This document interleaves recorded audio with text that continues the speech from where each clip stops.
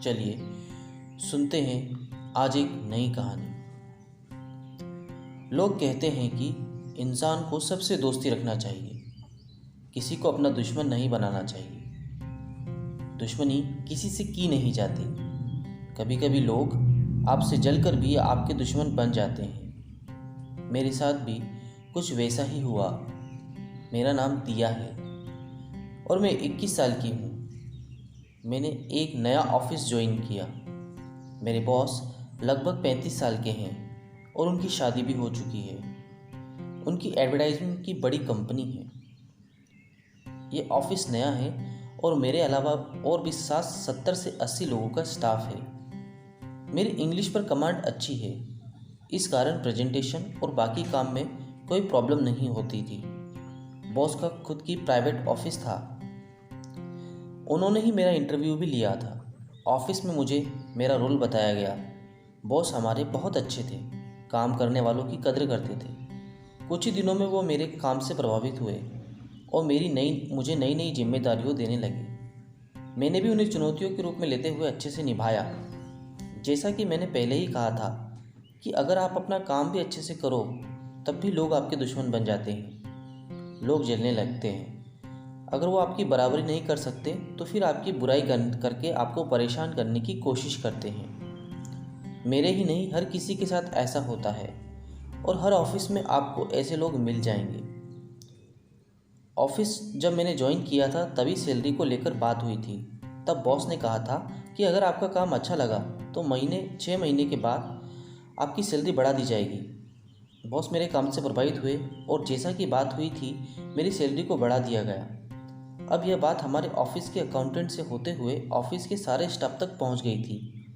Office में पहले ही कई लोगों को मैं खटक रही थी। मेरे आने से उनकी इमेज पर फ़र्क पड़ा था, लेकिन इसमें मेरा क्या कसूर था। मैं बस अपना काम कर रही थी। बॉस के साथ मैंने कई प्रेजेंटेशन बनाए थे, इस कारण मुझे बॉस के ऑफिस में ज़्यादा देर तक काम करना पड़ता था।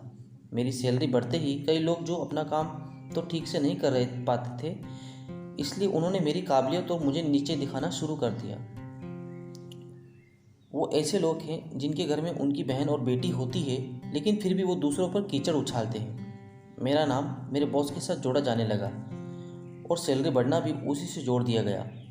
झूठी और इस तरह की बातों में सभी को रस आता है। यह बात ऑफिस की मेरी दोस्त ने मुझे बताई। मैंने तो उस समय मुझे ये एहसास हुआ कि अपनी कमी छुपाने के लिए लोग किसी हद तक भी जा सकते हैं। आगे से जब भी वो बॉस के केबिन से मैं बाहर आती तो बाहर लोगों के चेहरे पर हंसी मुझे सब बयान कर जाती। धीरे धीरे वो लोग सफ़र होने लगे। मुझे ये बातें प्रभावित करने लगी और इसका असर मेरे काम पर पड़ने लगा। मेरे बॉस को भी मेरे चेहरे और बातों से पता चल गया था कि मेरे साथ सब नॉर्मल नहीं है। मैंने सोचा कि मुझे ऑफिस छोड़ देना चाहिए। इन लोगों का चेहरा भी मैं अब ना देखूं। करीब 20 दिनों के बाद मैंने अपना ऑफिस छोड़ने का फैसला किया। मैंने अपना रिज़ाइन लेटर टाइप किया और बॉस के केबिन में चली गई।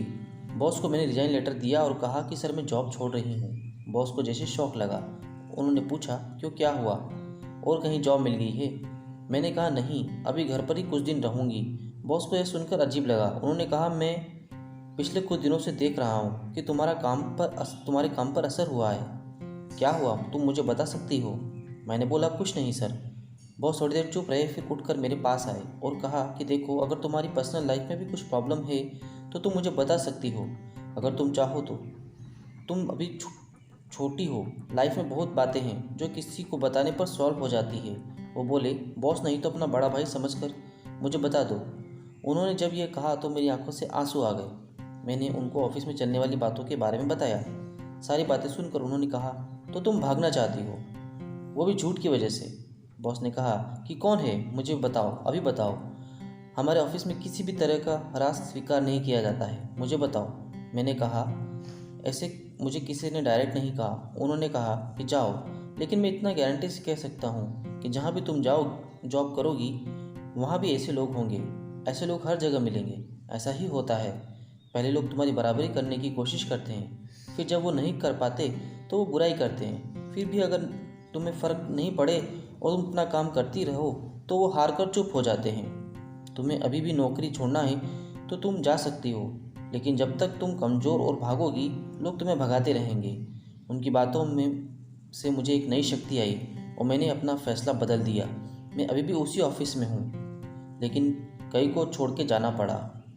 उस दिन के बाद बॉस सख्त हो गए थे। आखिर इस तरह की बकवास से हर भले इंसान को फ़र्क पड़ेगा, तो शायद ये उनका तरीका था, सबको चुप और सबक सिखाने का। इन सब बातों से मैंने बहुत कुछ सीखा कि बुरे लोग तो हैं, तो मेरे बॉस जैसे भले लोग भी हैं। आप अच्छे हैं तो आपका साथ देने भगवान किसी न किसी को भेजता ही है।